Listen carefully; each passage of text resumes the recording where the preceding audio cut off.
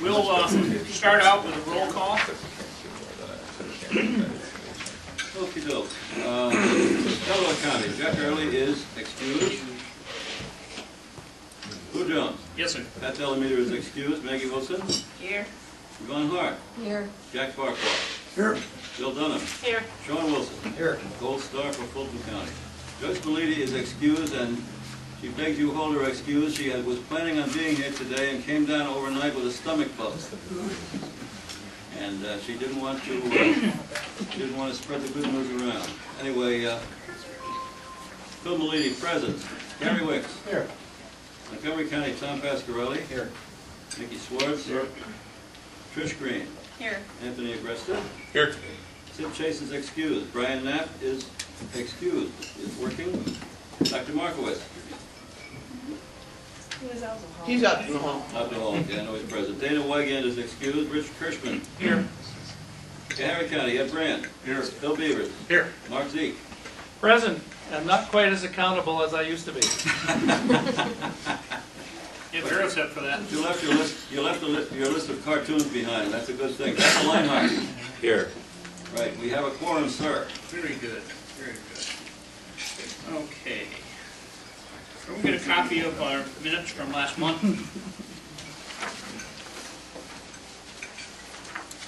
I need a motion to accept.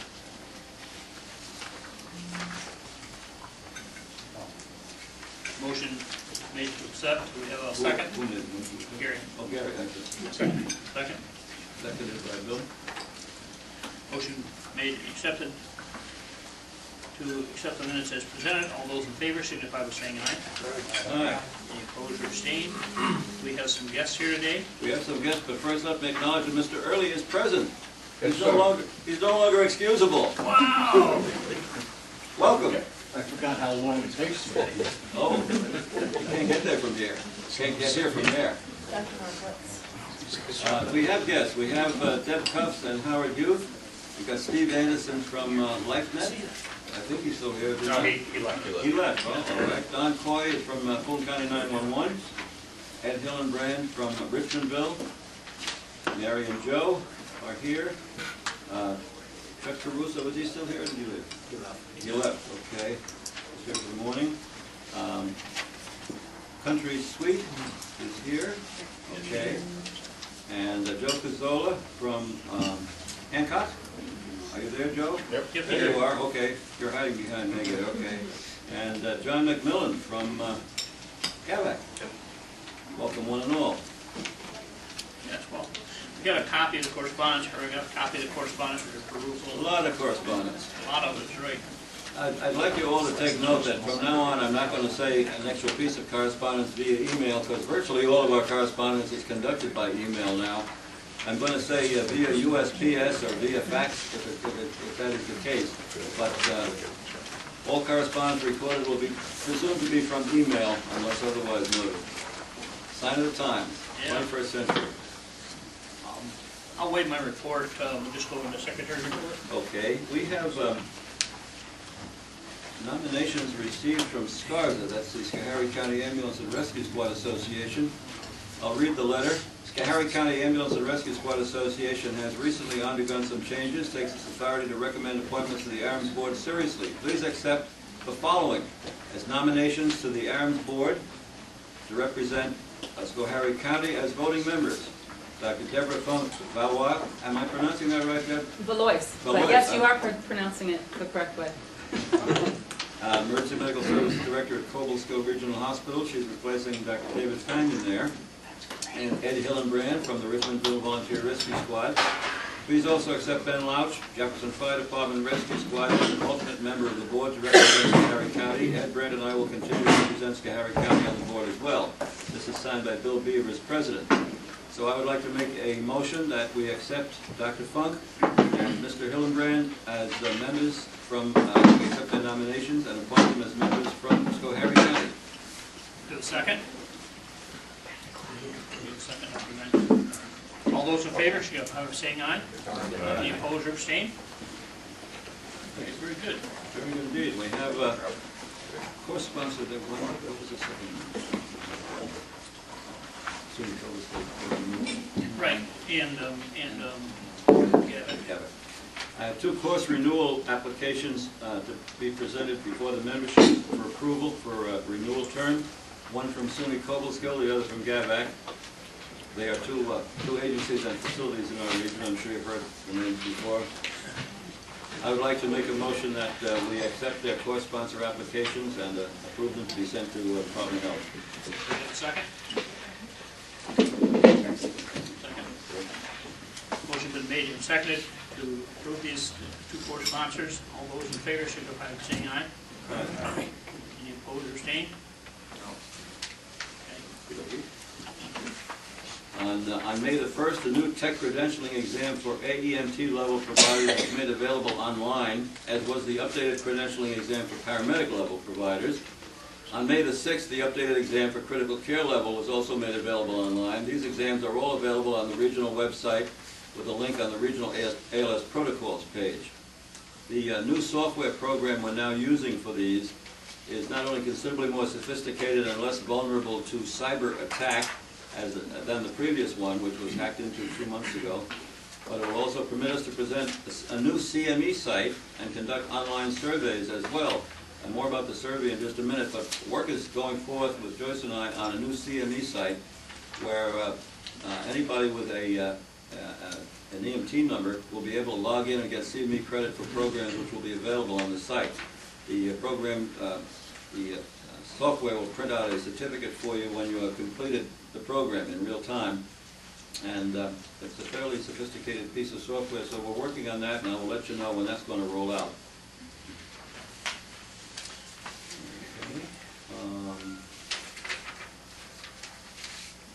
On May 14th, the 2015 Regional QI Survey was made available online to all agencies for which we have an accurate email address, and we sent them a link to the survey. We have accurate email addresses now for every ambulance and ALS first responder agency in our 6-county area, and for most of the BLS first responders, but not all of them. But we are able to send out material by email now, and since everybody looks at computers all day long when they get the chance, and everybody has online capabilities, more or less high speed or low speed, as the case may be, this is a fairly painless way of getting information out to the areas in the region.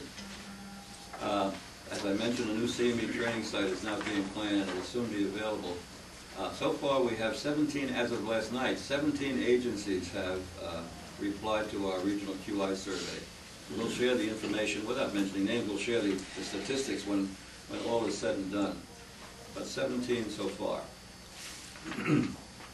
And as of last night, 20 of our 49 ALS agencies in the region have signified that they are credentialed under the new protocols, the 2015 protocol.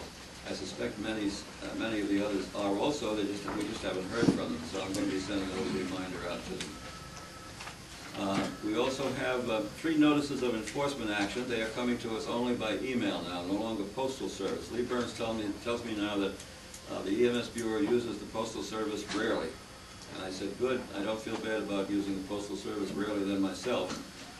It is very convenient to handle communication using email. We have a gentleman from Kingston, New York, one from North Babylon, New York, and Long Island, and one from Staten Island, New York. And full information on them will be seen in the minutes, because this is public information, actually. And that, sir, is my report. Okay, very good, thank you. Moving on to the treasurer's report. Treasurer's report. We have a printed report of the cash flow balance sheet. It was distributed to all members. It's available up here. Lou and Tom and Jack received a detailed report, including register reports and copies of canceled checks as per our auditor's request, and their report. Everything appears to be in order. Everything appears to be in order, okay? Very good.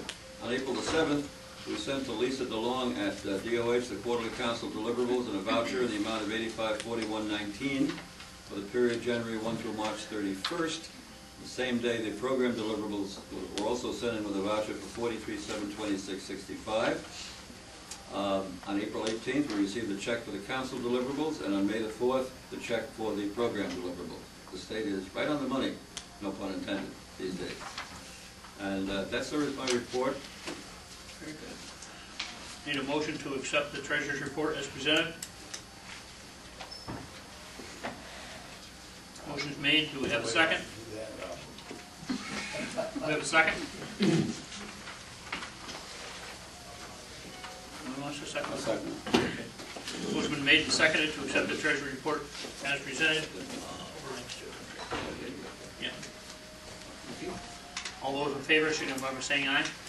Aye. Any opposed or abstained? Joyce and I will, well, Joyce will have a question, not here, I will abstain also. I'm so used to having her here. Okay. Okay. On committee reports, do we have anything from program agency? Well, no, but I want to correct an oversight. We have Mike Hartzell here from Scaghery County, and I don't think I mentioned him as among our guests. Uh-oh. And I apologize for that. No problem. That's what happens when you don't write something down. Okay. Mike, welcome. Okay. Anything from training? Training committee, Just no, nothing beyond what I already mentioned about our new software, which I'm really pleased with. Our new software, by the way, is the new exam credentialing CME survey type software. Is costing us about $600 a year. That's a little bit more than the previous software that was hacked into, but it seems a whole lot more efficient, and it seems it's going to provide us, it's going to stand us in good stead and provide us with good exchange of information. okay. Transportation standards. Transportation and standards, okay. On April the 16th, we received from the town of Hancock an application requesting transfer of EMS operating authority from the Hancock Fire Department to the town itself. The application was sent by FedEx, was received too late to be included in the meeting agenda for April 16th. I didn't get it until I got back from this meeting, as a matter of fact, of April 16th. On April 20th, the pertinent application paperwork, resolution of authority, transfer, and fitness and competency material was forwarded to the members of the Transportation and Standards Committee and to Joe Farrell for the necessary review. On April 21st, Joe Farrell notified us that the fitness and competency applications were approved. On April 22nd, the entire application paperwork file was sent to all AAREMS members and to Joe as well. And we're now ready for any discussion on this, and the roll call vote is required by statute. So if there's any discussion on it, on the transfer of We have any operating authority. discussion? This is uncontested transfer of operating authority. If there's no discussion, we'll call for the vote for I'll the call roll for call. the roll call vote then, since we have a voting quorum as required by statute.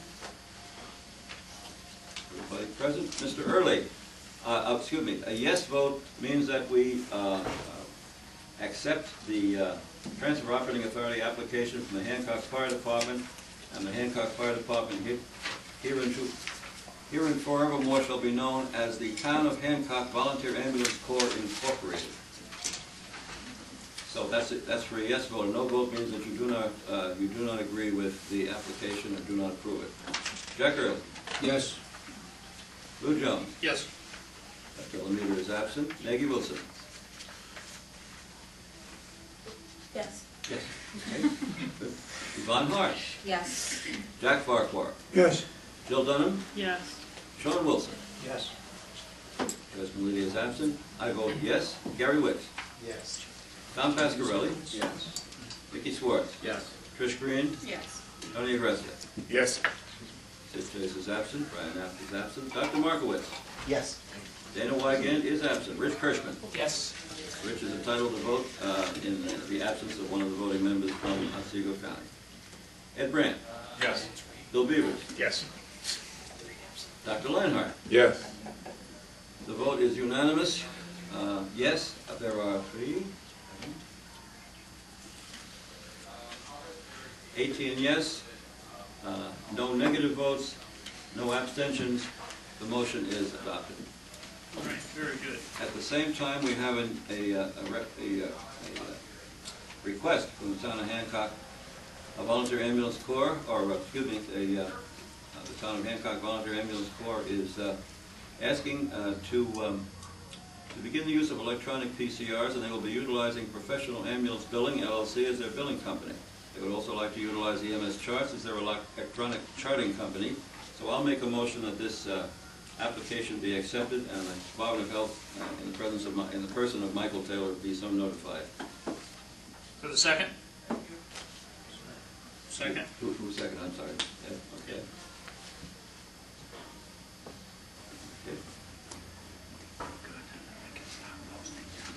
Okay, very good. Yeah. Yep. We have a vote and a second, motion and a second on the EPCR, so all those in favor, signify by saying aye. Any opposed or abstain? Okay, very good. Mike Taylor will be so notified. As if you didn't have enough to do, Joe. Okay, we have a state council. State council, yes. With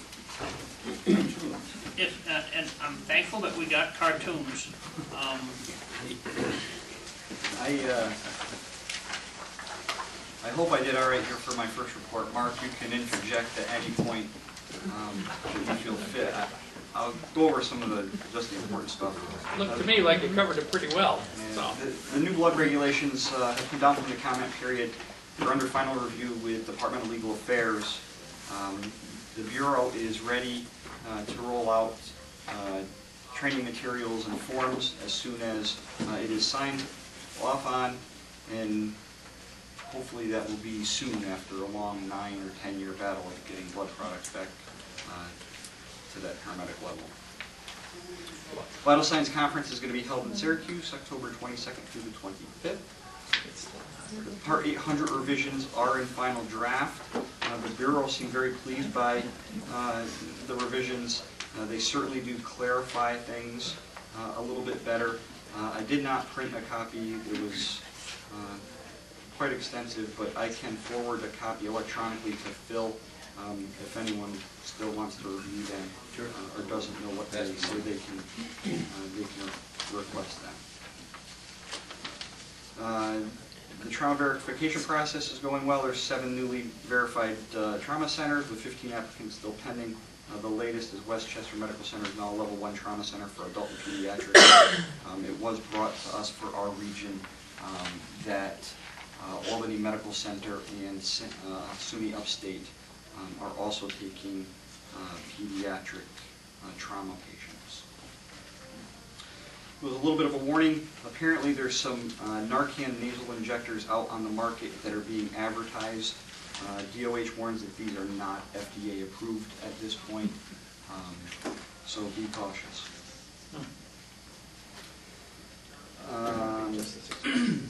Department of Health, they printed up little blue cards, and I don't have mine with me. They're for head or brain injury patients. Little informational cards. They have, I don't know how many millions of them printed up, but they will be coming to be dispersed to each ambulance service to put on your ambulances and to hand out. I have 2, Tom. I'll Okay. start one down this side. Like it was brought up in the REMAC meeting, the Part 80 regulations have been drafted, and they will now start, that's the regulations requiring ALS agencies to carry and administer narcotics. They will now start the long regulatory process to get adopted. There is certainly no time frame on that, but it would probably be a good guess at least 6 months before that becomes regular. Just regard to the head trauma cards, they're supposed to be available through the region to services eventually. Some protocols were adopted for Fidney and Western New York. That brought up a conversation about the use of rectal administration of medications. Apparently a few years ago, they were taken out of the paramedic scope from the CMAC. There was a conversation about diastat that was involved in these Western New York protocols. At the end of the day, the physicians they voted to allow the use of rectal administration again. to the advanced tech. However, it is a last resort. There are better medications and or routes out there, so please use them. The spinal immobilization protocol, I mean, everybody's up to date on that. We see it all the time about when we should be backwarding and not backwarding patients. That tended to be an interesting topic. They really tried to pin a start date on when this protocol would come out on Department of Health, but there's a lot of things that need to be involved in that. While we were not given a date, short of saying that they would be out hopefully before September or the next meeting, the department really has to work on getting the curriculum set, PSEs, and all sorts of training materials to not only the existing providers, but to ER nurses, to physicians, so when we bring these onboarded patients in, we're not getting our head ripped off by the nurses or the doctors.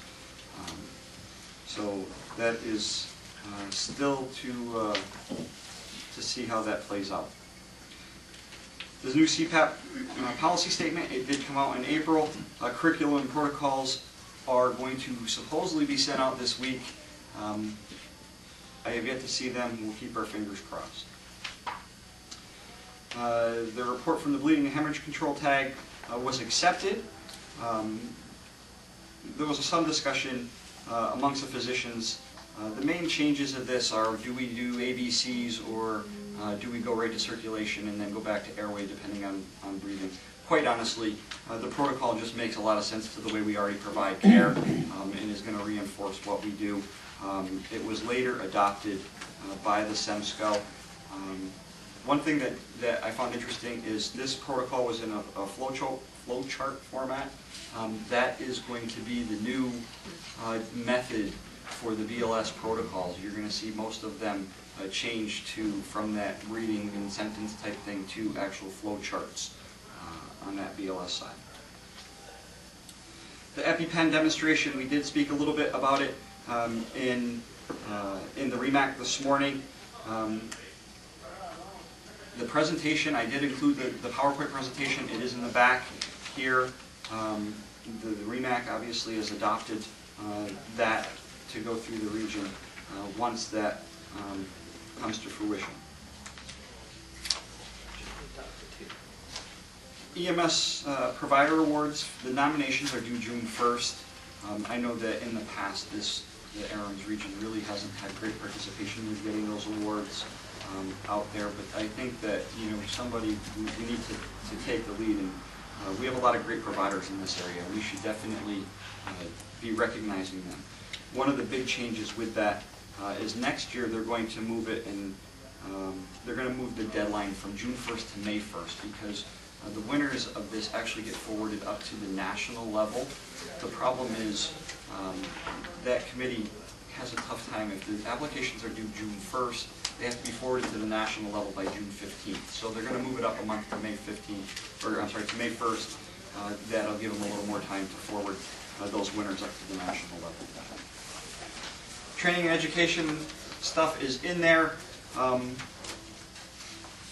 A couple of things I think that would really affect our region is there was some talk about how we're going to roll out new BLS protocols or protocols in general, as well as curriculum for the instructors. Currently, the way the state does it is if a protocol or curriculum comes out, they forward it to the instructors, and the instructors implement that, in their next class or how they feel fit. One of the conversations that was later recommended for approval is having one particular date when the state is going to send these out, and all of the instructors will have ample time to get their curriculum up and their materials up to date, as well as the providers would be given a time. This protocol, for instance, spinal immobilization, if it is approved, everybody would have a month or so to review it, get up to speed, and then that would take effect on whatever date. Very similar to what we did with the regional protocols. We have that period where they're in effect, say, February 1st. There's no dates that have been set for that, but the idea was well received and later adopted.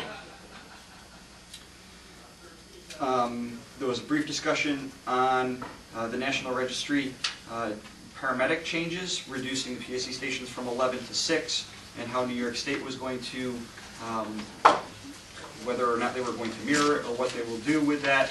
I think the consensus was that they are pretty much going to follow the national standard and do the same, and mainly document during the paramedic course the competency of the skills that are not or are no longer going to be part of that. The biggest item that came out of this was the critical care level. It doesn't currently meet the national standards, and honestly the curriculum that the state has is significantly out of date. They don't have the resources to update it, so the question came up what to do with it. Obviously this is going to be a huge hot topic at some point. There were no recommendations made. I think that the outcome is going to be a tag that is set up. That the makeup of that tag, there were different thoughts on it. Do you have somebody from every medical region, somebody that represents every medical region on that tag, to who knows what other kinds of things. I'm not really sure what our status is here, but you know, in that education meeting, there are some regions that truly rely on that critical care level to provide advanced care, and this is certainly something that needs to be considered. If anybody has recommendations or thoughts, please see me, because I'm sure that this is going to be a hot topic in future meetings. We have, just to interpose, we have 279 credentialed techs in the region right now, of whom one is an AEMT, first one, and 2/3 of the rest are paramedics. So the paramedic level of credentialing has far outstripped the critical care over the last 2 years. For some regions, that is not the case. Mountain Lakes is very, in the North Country, they're very critical care heavy, and it would hurt. But something absolutely needs to be done with that program. So more to come on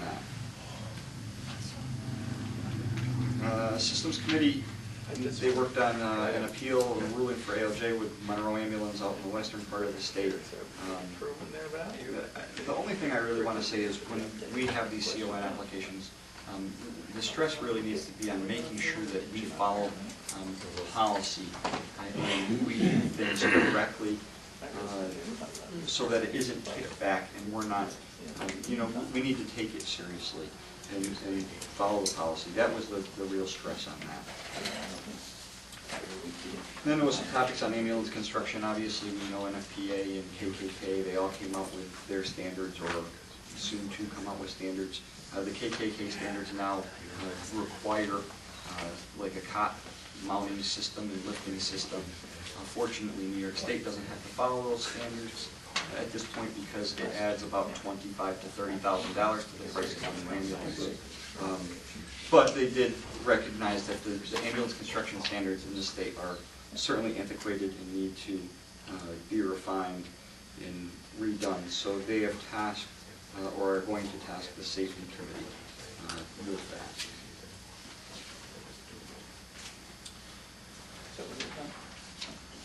On the legislative side of things, there's been a couple of bills that have been introduced. Phil, I believe you received an email yesterday, or I sent an email. Certainly these bills should be supported by ambulance services, and I asked if Phil can just forward that. No report received. One more time to It was late in the day. I haven't. It wasn't in my email box this morning at 8 o'clock. I'll resend it. Okay. The first bill authorizes community paramedicine services being provided by emergency medical providers. This is a long time coming. The state and the Bureau has asked us to write the people that have sponsored these bills for support. Community paramedicine is the future. So this is going to allow us to do this stuff and move forward in this in New York State. This is the first step. They have not. The second bill would increase the Medicaid reimbursement for the ambulance transportation, basically to match the Medicare rate over the next 3 years. So for those of you who are in billing and administration, that's huge for us. So another bill, I don't know where that will go or how fast that will go, but certainly it requires support from these agencies. I've attached a sample policy statement that was drafted regarding recommended pediatric equipment for certified EMS vehicles. Again, it's attached. This was a pretty good topic and came with a lot of support. I didn't see how well you can see the highlighted areas on it, but the highlighted areas are pretty significant. Most ambulances do cover a lot of it. The main focus of this was to ensure the use of car seats, child seats, and them being the appropriate size. Transporting the patient or the baby or child in the mother's arms is not acceptable by any stretch of the imagination. While this is a policy statement, it came through and it was recommended for unanimously by every single committee and council that it went forward to. So again, highly recommended. We understand that there's logistics and expenses, but it's certainly something that we need to think about. And the rest, I guess you can read, unless Mark, you want to touch base and add anything. Well, I could talk about the new KKK ambulance cot retention standard that has come out from the feds that will affect ambulance construction. Vermont has adopted this standard. Lee says New York is not a KKK state. The question will be, if the manufacturers are going to have to build to this standard, if you order an ambulance and you don't want this cot retention system, which is really cool actually, Stryker makes one and Furno makes one, they're also very expensive. Somewhere from $8,000 to $40,000 an ambulance, depending on what you get and what kind of ambulance you have. It will affect people with larger fleets, certainly.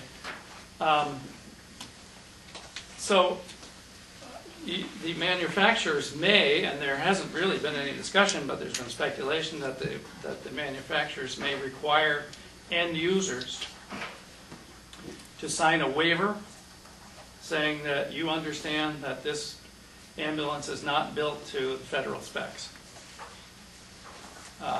Because the manufacturers, I think, are not going to be left on the hook should there be some bad crash and somebody gets hurt or killed because the cot came loose from the floor. And this came out of the ambulance crash studies that were done. And I've seen some of the video, and some of you may have seen some of the video. It's pretty compelling. The current antlers and stuff in a 30-mile-an-hour crash just don't hold the cot in place. And patients tend to become a projectile in a head-on crash. The other issue is, I also heard about 10 days ago that from my salesman that Chevrolet will no longer be offering the Duramax diesel in a van chassis, which will affect mostly us commercial operators unless you're buying a Type 3 on a Chevy chassis, because the current engine does not meet the 2017 emission standards. So after 2016, you will no longer be able to buy a Duramax diesel ambulance. I don't know what Chevy's going to do. They don't want to mess with making this engine cleaner or develop a new engine. I have come to wonder, and it's purely speculation on my part, that because Ford and Dodge have come out with Euro-style ambulances similar to the Sprinter, that Chevy may be working on that and may put a diesel engine in it if that's what they're working on. I have not had any word about that at all. But the other side of it is that Chevy and Dodge, Ford and Dodge, with those current Euro-style vans, the manufacturers are looking about building on them, but no one is currently. So there's a big question about what's going to be available to the ambulance market, which is minuscule compared to the rest of the automotive market, and which is why they're just not going to cater to us, I guess, at that point. So you just have a heads up and order early and order a lot before the end of 2016. Mark, are they still going to make the Type 3s? The Chevy still going to offer the Type 3 chassis? Well, they'll offer a Type 3 chassis, maybe, but it may have a gas engine instead of a diesel. Because it's the same issue. The Type 3 is just well, unless you get a pickup truck style.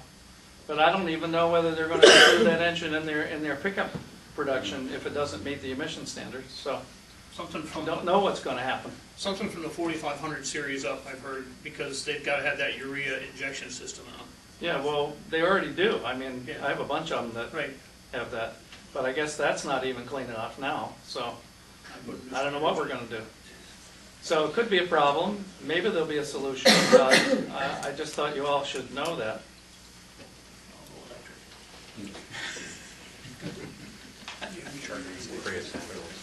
Prius ambulances, right, yeah. Well, thank you. Yeah. Thanks, Tom. Okay.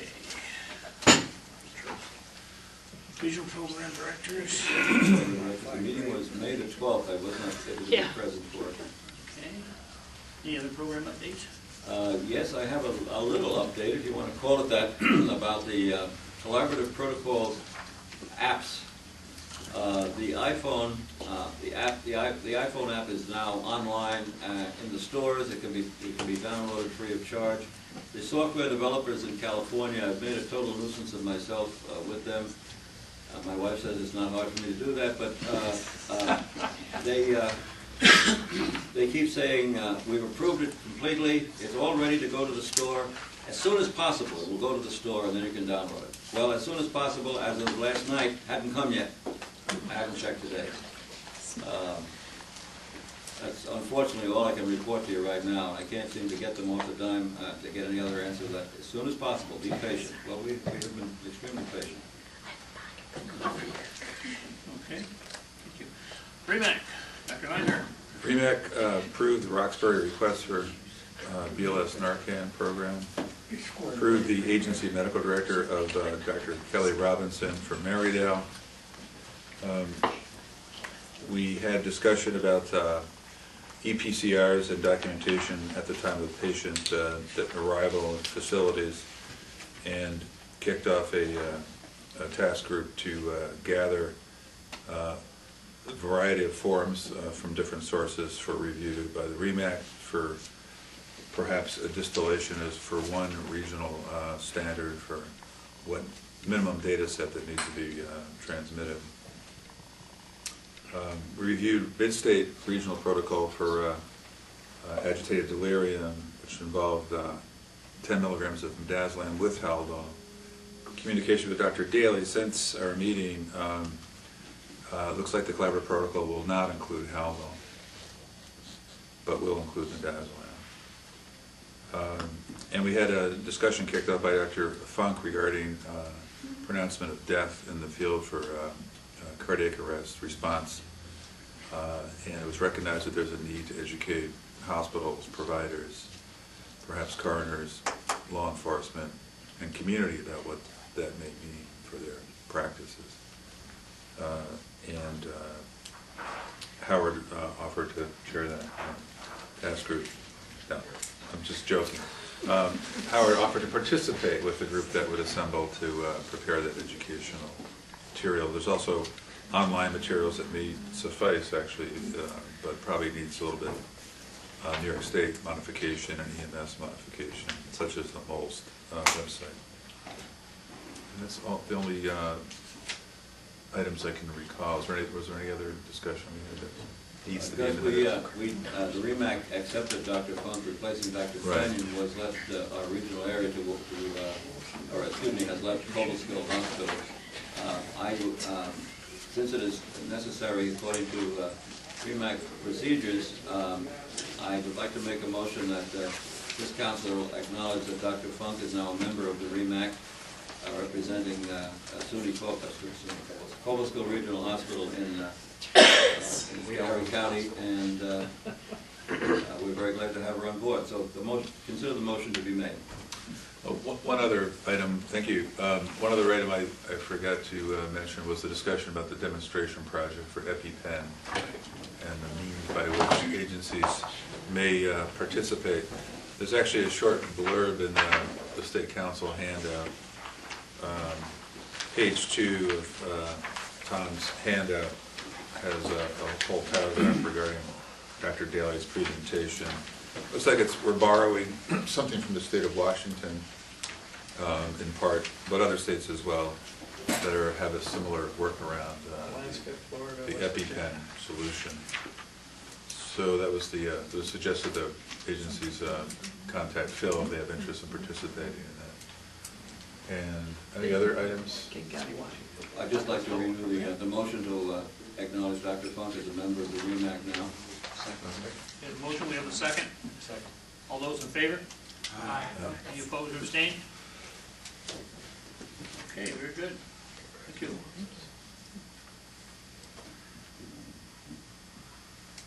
Anything else on the county reports? Delaware. We have our EMT class testing tonight, and our AEMT class will be finishing up next month. And then that, we're wrapping up the education for this year with a little summer break. Okay, very good. At Seago. Yes, Rich Chris? Pretty much business as usual. I think we've got CC class testing out tonight. Other than that, that's about it. Okay, thank you. Mr. Harry? We have a new EMS coordinator, which is myself. There's a lot of work to do. I've jumped in it with both feet. We're doing a lot of training coming up. We're doing a lot of mutual aid work and getting the squads up to par. So we'll have a lot more to report on in the next few months. Very good. Can we introduce Ben Luch from Styria County? Ben? Very good. Well, I wish you luck. Sounds like you're going to have fun. Montgomery. We participated this past weekend in a county drill involved an active shooter scenario at our courthouse. It went very well. Identified some opportunities, so we'll be working on those. Other than that, nothing. Very good. Fulton. Nothing new. Hamilton. I got my fingers and toes crossed. We've got research testing tonight. We need every one of them. We're working on a schedule for another EMT class. We're going to be starting around Labor Day. We're going to try to run it up until the first of the year. So we missed the bad weather in the middle of the winter. That's been a real stickler to us. Yeah. We got a research class also being planned, another one.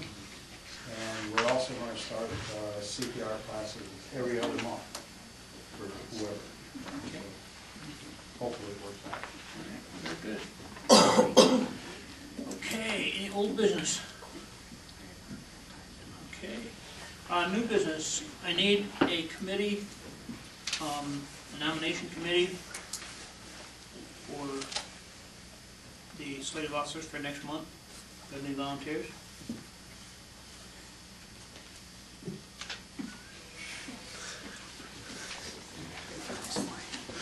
Use last year's. Use last year's? Last year's sounds good. That sound good to you? That would be Mr. Farquhar, I think, that we're all looking at. Right? Yeah. It was me, Jack, and who else was on it? Jack took his hearing aids out. He can't hear you. It was Jack and Patrice and... He doesn't want to eat. Was it? It was me. Yep. It was me, Jack, and who else? Was it? Maybe? I don't know. It was Jill. Was it Jill? Remember. Was it Jill? I have you look it up. You might as well do it now. That's right. Because it was Nothing Jack and to Jill. you. You're leading the circus here. Okay, so would you folks like to do it again? Okay, very good. Actually, I think Lou might have, no offense to him, he might have phrased that wrong. He should have said, you folks wouldn't mind doing that again, would you? All right, thank you. Any other new business? If none, we need a motion for adjournment. I make that motion.